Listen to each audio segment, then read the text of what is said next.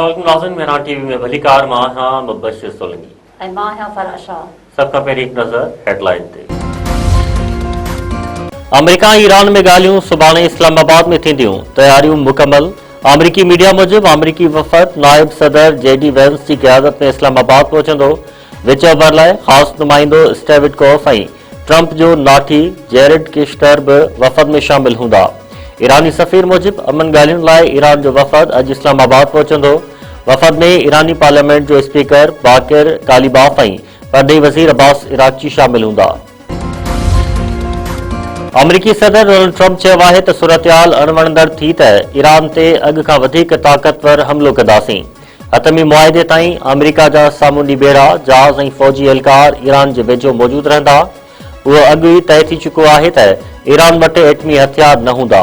पंहिंजे ट्वीट में अमरीकी सदर वधीक चयो आहे त उन दौरान अमरीकी फ़ौज भरपूर तयारी ऐं आराम कंदी।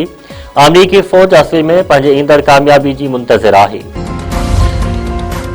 ईरान हरम्स वारो सामूंडी लंघ मुकमल तौर बंदि करे छॾियो। ईरानी मीडिया जो चवणु आहे त हरम्स वारे लंघ जे कुझु हंधनि ते बारूदी सुरंगुनि जो ख़तरो आहे। ईरानी नेवी मुतबादिल सामूंडी रस्ता मुक़ररु करे छॾिया आहिनि। हरम्स वारे लंघ तां गुज़रण खां अॻु पासदाराने इनक़लाब सां ताउन करणो पवंदो। अमरीकी अख़बार मूजिबि ईरान हरम्स वारे सामूंडी लंघ मां गुज़रंदड़ बहरी जहाज़नि खां टूल वसूल कंदो। ईरानी पार्लियामेंट जे स्पीकर मोहम्मद बाकिर कालिबाफ चयो आहे त ॻाल्हियुनि खां अॻु में ई 10 नुक़्तनि वारियुनि तजवीज़ुनि मां 3 अहम नुक़्तनि जी भञकड़ी थी चुकी आहे। लिबनान ते हमला, ईरान जे हवाई हदुनि में ड्रोन्स जी चुरपुर ऐं ईरान जे यूरेनियम अफ़ज़ोदगी जे हक़नि जे नफ़ी उन ॻाल्हि जी साबिती आहे। ईरानी परदेही वज़ीर अब्बास इराक़ची चयो आहे त अमरीका खे फ़ैसिलो करणो पवंदो त हू जंगबंदी चाहे थो या इसराइल जे चवण ते जंग जारी रखणु चाहे थो। ॿई शयूं गॾु मुमकिन न आहिनि। अमरीकी नायब सदर जेडी वेंस चयो आहे त अमरीका इस्लामाबाद में थींदड़ ॻाल्हियुनि मां पुरुमीद आहे। केतिरनि ई ईरानी तजवीज़ुनि ते अॻु में ई इतफ़ाक़ थियल आहे। जेडी वेंस ईरानी पार्लियामेंट जे स्पीकर जे बयान ते रद्दमल ॾींदे चयो आहे त जेकॾहिं ईरान लेबनान जो जवाज़ ॼाणाए जंगबंदी तोड़णु चाहे थो त उहा उन जी चूंड हूंदी। ईरान खे ईंदड़ क़दम खणणो पवंदो, न त सदर ट्रंप वटि जंग में वापसि वञण जो ऑप्शन मौजूदु आहे। बाकरानी वेझो माउ धीउ गोलियूं हणी क़तल, लाश दरिया में लोढ़िया विया। ॻोठ शादन जतोई में जवाबदार बेवा भॼाई, शाहिदा जतोई ऐं नौजवान भाइटी नगमा खे बेदर्दी सां क़तल करे छॾियो। गोलाबाद दरिया मां लाश हथ, मक़तूला औरत जे ॾेर मथां केस दाख़िल, पुलिस जा जवाबदार जी गिरफ़्तारी लाइ छापा।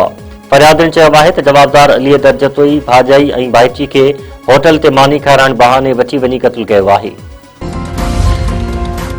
हैदराबाद में नारी मुबैना तौर क़तल, मुड़ुस ऐं सहुरो गिरफ़्तार।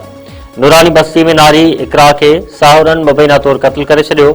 भाउ जे फरियाद ते पुलिस जी कार्रवाई, नारी जे मुड़ुस ऐं सहुरे खे गिरफ़्तार कयो वियो।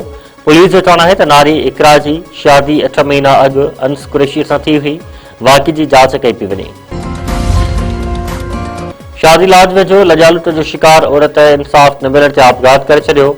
ॻोठ फोटो भील में 39 वरनि जी श्रीमती गुडी भील जो घर मां फाहो खाधल लाश हथ। नंदो पुलिस पहुची लाश तहवील में वरितो। मढ़ बदीन अस्पताल मां ज़रूरी कार्रवाई बैदि वासन हवाले। मुबैना आपघात कंदड़ औरत जे मुड़ुस बाबू भील इल्ज़ाम हणंदे चयो आहे त संदसि घरवारी सां सौट गुलाब भील ज़ोरी लॼालुट कई हुई, जंहिं ते हुन दिल बर्दाश्त थी ख़ुदकशी कई आहे। इंसाफ़ ॾियणु वञी। ख़ैरपुर खां पोइ कराची में बि मंकी पॉक्स जो केस रिपोर्ट। बफर ज़ोन सां तालुक़ रखंदड़ 22 साला नौजवान खे मंकी पॉक्स जी तस्दीक।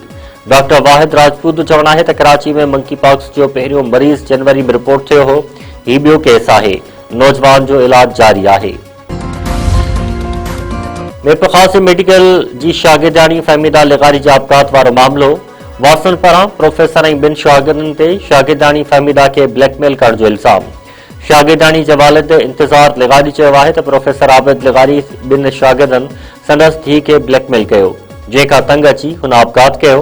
प्रोफेसर आबिद लिगारी संदसि न्याणी खे ब्लैकमेल करे 40,000 रुपया घुरिया हुआ, जंहिंजी शिकायत कॉलेज जे प्रिंसिपल खे ॾिनी हुई।